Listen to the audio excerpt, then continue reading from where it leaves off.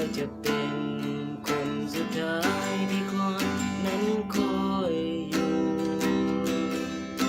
จะมีเพียงเจ้าเท่านั้นคอยให้คำสัญญาว่าจะหา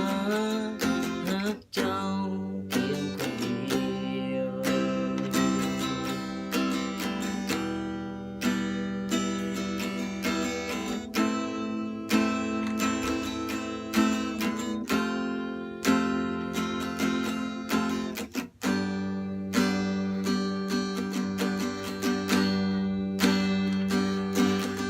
จะบ่ยุ่งเกี่ยวกับไผ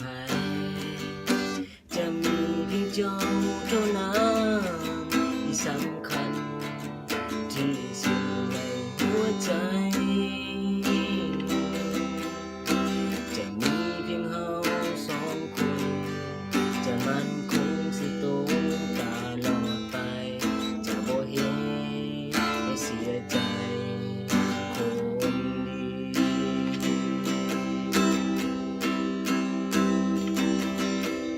ถึงเฮาจะอยู่ไกลกันแต่อยากให้เจ้ารู้ไว้เจ้าจะเป็นคนสุดท้ายที่คอยนั้นคอยอยู่จะมีเพียงเจ้าเท่านั้นคอยให้คำสัญญาว่าจะหาเจ้าเพียงคนเดียว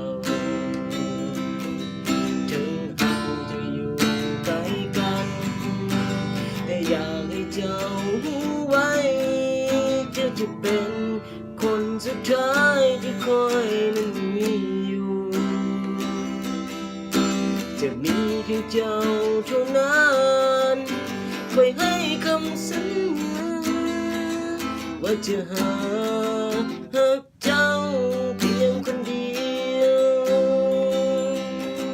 ว่าจะหาเจ้าตลอดไป